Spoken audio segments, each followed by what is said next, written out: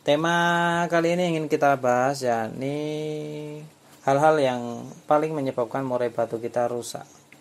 Sebenarnya untuk murai batu ya, hal apa saja sih yang paling merusak murai batu itu tidak jauh-jauh itu dari diri kita sendiri, teman-teman.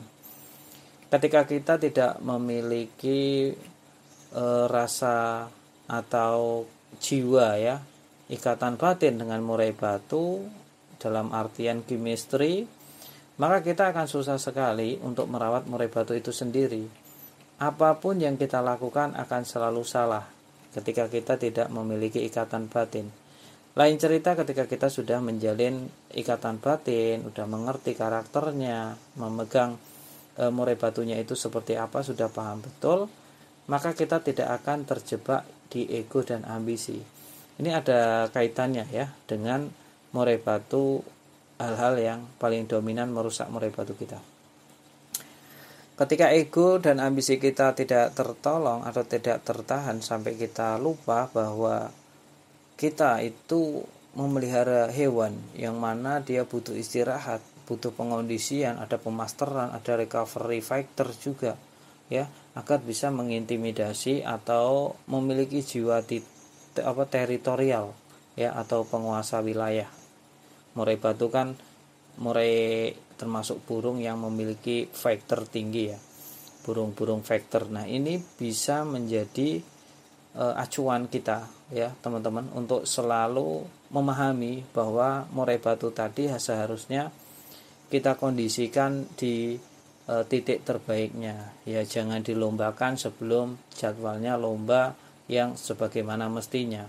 Sering sekali kita melihat murai batu yang sebenarnya, mohon maaf, belum dalam keadaan terbaiknya, belum on fire, masih dari kita lihat kelihatan, maka murai batu masih tahap pengondisian tapi sudah kita paksa untuk lomba.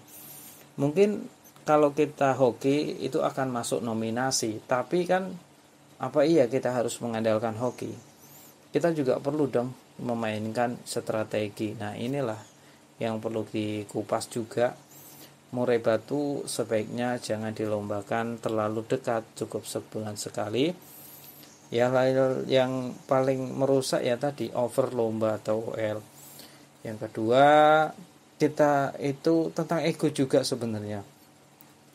Ya, burung murai batunya itu sering di-track. Nah, untuk murai batu yang sering di-track ini kalau dilombakan pasti akan bermasalah karena habit saat di track nanti bisa saja dibawa ke tempat lomba atau ke tempat kontes tadi. Jadi sebaiknya gimana? Sebaiknya ya kalau murai batu teman-teman murai khusus untuk kontes, maka jangan sesekali mengetrek burung murai batunya. Terus dari pemberian EF ya. Pemberian EF yang tidak beraturan ini juga bisa berdampak kurang bagus. Contohnya ketika kita mudik lebaran, burung murai batu kita kasih makan sebanyaknya. Harapan kita, niatan kita bagus. Agar apa? Murai batunya hidup, ya, dia makanannya cukup. Tapi teman-teman lupa bahwa yang kita lakukan tidak sewajarnya itu akan berdampak buruk pada burung murai batu kita.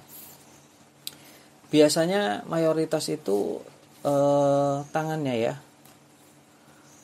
ya murai batu yang digeber tadi, maka kita biasanya gatal teman-teman, pengennya lomba-lomba terus, apalagi kalau sering prestasi dan juara, itu pengennya setiap hari itu lomba. Memang kalau udah demikian maka murai batu tadi dampaknya buruk.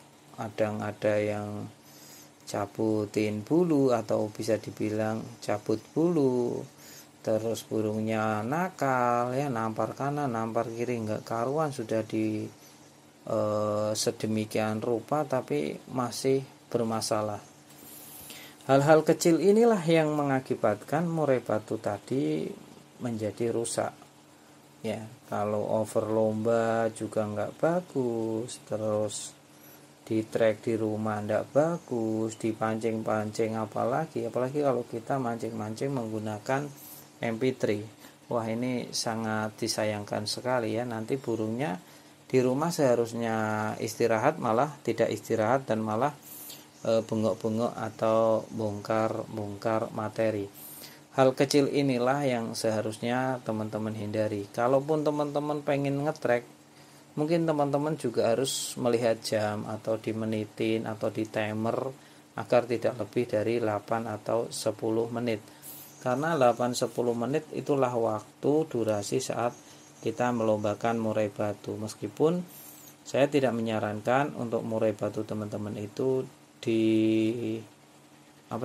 digeber terus-menerus ya, yang nanti malah akan merusak burungnya. Terus untuk pemberian EF juga sebaiknya konsisten ya, seperti bagaimana biasanya. Jangan sampai kayak waktu mudik, maka makan dikasih sebanyak-banyaknya, lantas dibiarkan tinggal pulang, maka balik mungkin bulunya sudah pada ambrol karena tadi ya perawatan yang tidak konsisten ya. Jomplang tadi biasanya cuma dikasih 3 hari itu dipuasi langsung sebanyak-banyaknya atau sepuas-puasnya burung murai batu kita makan, maka ini akan berdampak buruk. Jadi jangan melakukan hal-hal yang demikian. Nah, murai batu untuk pemasteran. Nah, teman-teman, untuk memasteri murai batu sebaiknya untuk volume tidak usah terlalu tinggi. Itu ketika kita menggunakan box MP3. Lain cerita ketika kita menggunakan burung hidup ya, burung hidup masteran. Mungkin teman-teman bisa menyiapkannya. Ya, nggak usah banyak-banyak, 1-2 saja. Kalaupun dibongkar saat lomba juga juara kalau dikeluarkan. Yang sering banget kita lihat kan murai batunya itu kurang dalam isian, teman-teman. Kerjanya kurang maksimal, kurang isian. Nah, ini diharapkan ke depan ya, dari masteran juga penuh ya.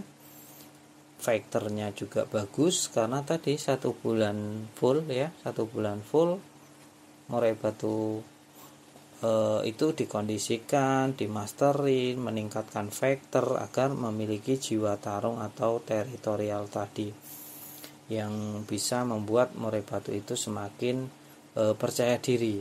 Dengan ikatan batin kita juga kita bisa memahami bahwa murai batu kita harusnya on fire, kita berangkatkan. Kalau lagi kondisi jangan pernah dibawa atau dilombakan, karena sangat berbahaya sekali ketika kita melombakan murai batu yang belum siap. Nanti malah akan jadi masalah domino ya di kemudian hari nanti.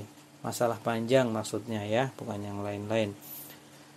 Kiranya cukup ya teman-teman tentang apa tadi, murai batu dan dominan paling merusak murai batu ya, dari diri kita sendiri. Terima kasih ya.